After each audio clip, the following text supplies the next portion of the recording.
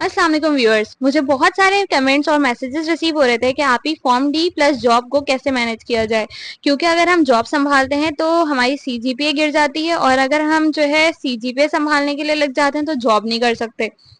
तो सबसे पहले इस वीडियो को मैं दो हिस्सों में डिवाइड करूंगी। एक पहला हिस्सा वो होगा जिसमें मैं बताऊंगी कि मैंने क्या क्या किया था ड्यूरिंग फॉर्म डी, और फिर मैं ये बताऊंगी कि मैंने इन सारी चीजों को मैनेज कैसे किया था। तो चलें शुरू करते हैं। सबसे पहले तो भाई देखो, मैंने सुबह के टाइम पे स्कूल पढ़ाया था, सुबह 8 से 12, और घर वापस आकर के मैं दोपहर का खाना भी चढ़ाया करती थी और उसके बाद तैयार होकर मैं यूनिवर्सिटी भी जाती थी। 2 से शाम के 6 बजे तक मेरी यूनिवर्सिटी हुआ करती थी। शाम के 6 सवा 6 तक वो कराची के ट्रैफिक में फंस के जब मैं घर पहुंचती थी तो तकरीबन कोई 7 सवा 7 बजे के टाइम हो रहे होते थे, और इस टाइम पे मेरे ट्यूशन के बच्चे बैठे हुए होते थे। 7 से 9 में ट्यूशन भी पढ़ाती थी और रात का खाना भी बनाती थी। ठीक है, 9 बजे बच्चे चले जाते थे, फिर खाना निकलता था, फिर चाय वाला एक सेशन होता है घर में, देसी घरानों में होता है और हर जगह ही होता है।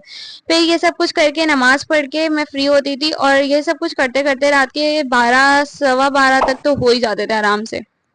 और जब मैं ये सारी चीजें करके फ्री होती थी तब मेरे अंदर बिल्कुल भी हिम्मत नहीं बचती थी कि मैं रात भर बैठ के पढूं। तो मैं बिल्कुल, और मैं वैसे भी, मुझे रात में पढ़ने की बिल्कुल भी आदत नहीं है और ना मैंने कभी रात में पढ़ाई की है।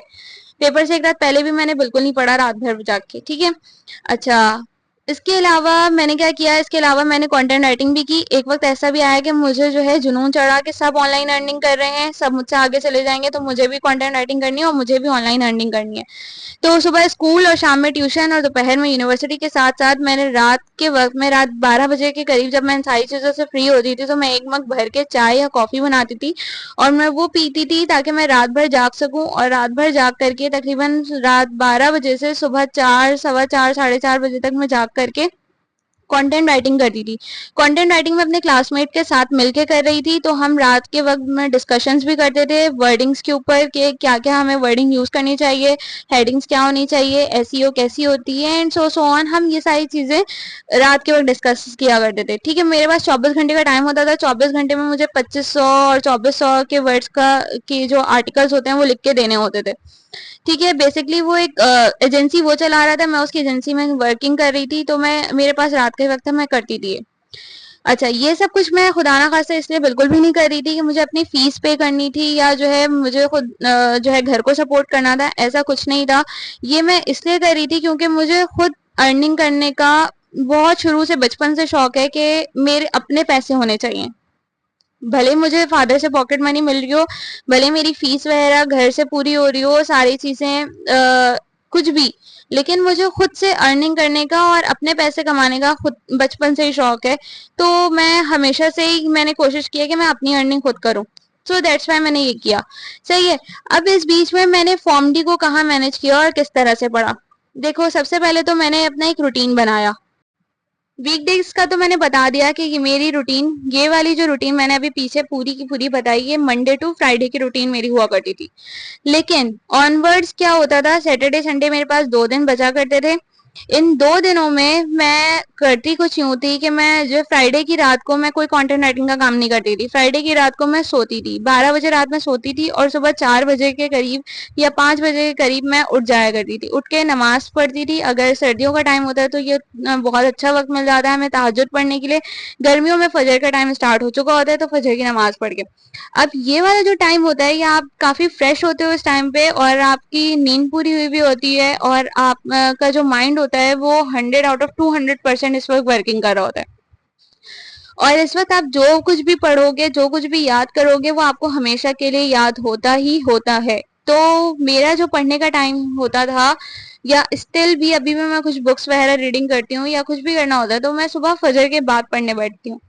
ठीक है, सुबह इस वक्त हम अगर 4 बजे या करीब 5 बजे के करीब भी अगर सुबह उठ के पढ़ने बैठे हैं, और उस वक्त एक नाश्ते के लिए, मैं नाश्ते में मैं ये लिया करती थी कि मैं एक एग बॉयल ले लेती थी, एक ग्लास दूध या चाय या कॉफी जो भी मुझे लेनी हो उसके साथ, और कोई सैंडविच या टोस्ट वगैरह पे जो है, ये वो नाश्ता होता है जो बहुत आसानी से बन जाता है और आपको एक जो है फीलिंग ऑफ फुलनेस भी देता है। लाइक आपका अब दिमाग ऐसे नहीं चलेगा कि आपको भूख लग रही है या आपको अभी कुछ खाना है। अब आपको ऐसा होता है कि हाँ चलो भाई अब तो पेट भर गया और खा लिया।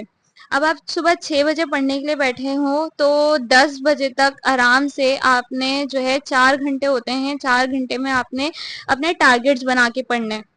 लाइक 2 टॉपिक कवर करना है, 3 टॉपिक कवर करना है, टॉपिक वाइज आपने देख लेना है कि टॉपिक आपने पढ़ने से पहले एक ओवरव्यू करना है कि ये टॉपिक कितना बड़ा है और कितना टाइम टेकन है। ठीक है, उसमें से बहुत सारी ऐसी चीजें होती हैं जो आपको क्लास लेते हुए याद भी हो चुकी होती हैं। क्लास लेते हुए ही आपने अगर ध्यान से क्लासेस ली हुई हो, अगर सही तरीके से लेक्चर सुने हुए हो, तो आधी चीजें आपको क्लास लेक्चर्स के दौरान याद हो चुकी होती हैं। और फिर बहुत सारी ऐसी चीजें होती हैं जिसका सिर्फ कॉन्सेप्ट क्लियर करना होता है, उसे कॉन्सेप्ट वाइज ही पढ़ना होता है। जैसे फिजियोलॉजी है, फार्माकोलॉजी में मैकेनिज्म ऑफ एक्शंस हैं, उसमें आपने कॉन्सेप्ट क्लियर करने होता है, उसमें कोई रट्टा नहीं लगाना होता। हाँ, जैसे फार्माकोग्नोसी है, इसमें आपको रट्टा लगाने की जरूरत पड़ती है। इसमें आपको बायोलॉजिकल नेम, उसके कॉन्स्टिट्यूएंट्स, उसके जो डिफरेंट चीजें हैं प्लांट्स के, प्लांट से रिलेटेड, हाँ वहाँ रट्टा लगाने की जरूरत पड़ती है, तो वो थोड़ा टाइम टेकन होती है। ठीक है, हिस्टोलॉजी में भी बहुत सारे ऐसे सब्जेक्ट्स, ऐसे टॉपिक्स होते हैं जहाँ पे आपको रट्टे की कोई जरूरत नहीं होती, वहाँ पे आपको सिर्फ कॉन्सेप्ट क्लियर करना होता है। इसके अलावा फिजिकल फार्मेसी में भी बहुत सारी ऐसी चीजें होती हैं जो कि माइंड ब्लोइंग होती हैं, आपको क्लास लेक्चर्स के दौरान सुनते सुनते ही वो याद हो चुकी होती हैं। ठीक है, तो फिर इस तरह की चीजें होती हैं। बहुत सारी चीजों पे आपको रट्टा नहीं लगाना पड़ता, बहुत सारी चीजों पे रट्टा लगाना पड़ता है। तो ये आप टॉपिक्स को देख करके डिसाइड कर लेते हो कि आपको ये कवर करने में कितना टाइम लगेगा। बहुत से बहुत एक टॉपिक को मैं आधा से पौन घंटा देती थी, इससे ज्यादा मैं एक एक चीज के ऊपर इतना टाइम नहीं वेस्ट करती थी, क्योंकि अगर मैं एक ही को लेके बैठी रहूंगी तो बाकी सारा पीछे का पूरा खराब हो जाएगा काम। सही है। फिर मैं ये करती थी कि जो है मैं 10 बजे उठ के घर वालों के लिए नाश्ता वगैरह बनाती थी, 10 से 12 के करीब घर वालों का नाश्ता बनता था। ठीक है, तो इसके बाद मेरे पास 12 बजे से लेकर के ऑनवर्ड्स, फिर 12 बजे से ऑनवर्ड्स 2 बजे तक का टाइम होता है। आप 2 बजे तक बैठ करके दोबारा से आप जो कुछ भी आपने और आगे फर्दर अपने टॉपिक्स सेलेक्ट किए हुए हैं आप वो पढ़ें। ठीक है, ये भी आपने 2 घंटे में पढ़ना होता है। इसमें भी आपने जो है तकरीबन 4 टॉपिक्स, यानी कि आधा आधा घंटे को एक टॉपिक भी दें तो हम 4 टॉपिक्स के एवरेज लगाते हैं। ठीक है, फिर 2 बजे उठ के जो है आप फ्रेश हो, नमाज पढ़ो, नमाज पढ़ के आपने कुछ खाना हो, आपको भूख लग रही हो तो आप वो खा सकते हो, या तो आपको थोड़ा रेस्ट करना है तो आप वो रेस्ट भी कर सकते हो, क्योंकि आप सुबह से उठे हुए हो, आप सुबह से पढ़ रहे हो, तो अब आपको रेस्ट भी चाहिए थोड़ी देर का। ठीक है, तो 1 डेढ़ घंटे का ब्रेक लो, रेस्ट करो, आराम करो। ठीक है, फिर आपने जो है ये जो रूटीन है मैं सैटरडे संडे की बता रही हूँ, क्योंकि वीकडेज में बिल्कुल भी टाइम नहीं होता। मैंने स्कूल वालों को पहले ही बताया था कि मैं जो है सैटरडेज को नहीं आऊंगी और मैं सैटरडे बिल्कुल नहीं करूंगी, तो इस वजह से वो लोग भी मुझे तंग नहीं करते थे, तो मैं सैटरडे को स्कूल नहीं जाया करती थी, घर पे होती थी, तो मेरे यही रूटीन थी। ठीक है, उसके बाद मैं 4 सवा 4 बजे दोबारा पढ़ने बैठा करती थी, फिर 4 से 6 में पढ़ती थी, फिर 6 से 8 में थोड़ा सा किचन को टाइम देती थी, फिर 8 बजे से रात के 12 बजे तक मैं दोबारा पढ़ने बैठा करती थी। तो इस तरह से मैंने इस तरह से अपनी रूटीन बनाई हुई थी पढ़ने की। पहली बात तो कंप्लीट हो गई पढ़ने की रूटीन। ठीक है, सेकंड ऑफ ऑल मैं ये करती थी कि मैं जो भी टॉपिक्स पढ़ती थी उसे मैं अपने क्लासमेट्स के साथ डिस्कस जरूर किया करती थी। वो क्लासमेट्स आपको खुद ही पता होता है कि कौन अच्छा है और कौन पढ़ रहा होता है। आपकी एक क्लास में एक बंदे के साथ दोस्ती तो लाजमी होती है, तो उस बंदे के साथ या उस बंदी के साथ जो भी आपकी फ्रेंडशिप में है उसके साथ आपको वो टॉपिक लाजमी डिस्कस करना है कि भाई देखो आज मैंने ये पढ़ लिया है, तो क्या आपने ये पढ़ा है, इस बारे में आपको कुछ आइडिया है, इसमें ये था, ये ऐसे था वैसे था, ये वो। अगर उसे पढ़ा होगा तो वेल एंड गुड, वो आपको जरूर बताएगा, ये बताएगी। और अगर उसे नहीं पढ़ा होगा तो कल को उसे भी मोटिवेशन मिल जाएगी उसे पढ़ने की, और कल जब वो टॉपिक पढ़ ले तो आप उसके साथ बैठ कर वो टॉपिक डिस्कस कर लें। और अगर आपने जो है उसके साथ इस तरह से एक बंदे के साथ नहीं डिस्कशन हो पा रही, या आपकी क्लास में किसी और से नहीं बनती, किसी और से बातचीत नहीं है, तो फिर आप जो है उसे खुद से ही रिवाइज करो। लाइक रात को सोने से पहले आप रिवाइज करो कि आज सुबह से आपने कहाँ स्टार्ट किया था और क्या पढ़ा था। जब आप इस तरह से रिवाइज करोगे ना कि आज सुबह से मैंने ये पढ़ा था, इस टॉपिक में ये मेन पॉइंट्स हैं, की पॉइंट्स ये थे, इसमें ये लिखा हुआ है और इसमें इंपॉर्टेंट बातें ये थी।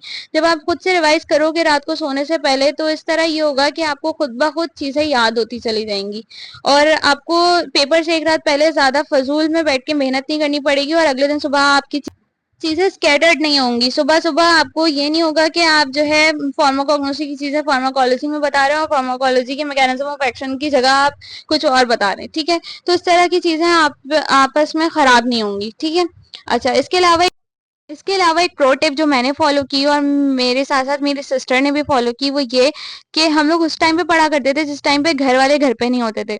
क्योंकि सैटरडे संडे का दिन क्या होता है, ये वीकेंड का टाइम होता है, या तो आपके घर में दावत होती है, अगर आपके घर में दावत है तब तो आप कुछ नहीं कर सकते।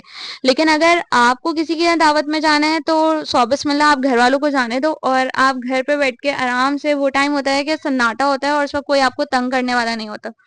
तो ये एक अच्छी टाइम होता है, एक अच्छा टाइम होता है कि उस वक्त आप बैठ के पढ़ो। और वैसे भी जिस जनरेशन में हम लोग हैं, हम तो वैसे भी जो है लोगों से मिलना और बातचीत करना वैसे भी अवॉइड करते हैं। तो मुझे लगता है ये टाइम बहुत बेहतरीन होता है कि जब घर वाले घर पर ना हो, आप उस वक्त बैठ के पढ़ो। तो ये वो टिप्स थी जो मैंने फॉलो की, और इससे मैंने जो है अपनी 3.7 सीजीपीए के साथ फॉर्म डी कंप्लीट की। तो आप लोग भी इसे फॉलो करें, और बहुत आसान है इसे फॉलो करना। कोई अगर वीडियो पसंद आई हो तो इसे लाइक करें और दूसरों के साथ शेयर ज़रूर करें, और मेरे चैनल को सब्सक्राइब कर लें।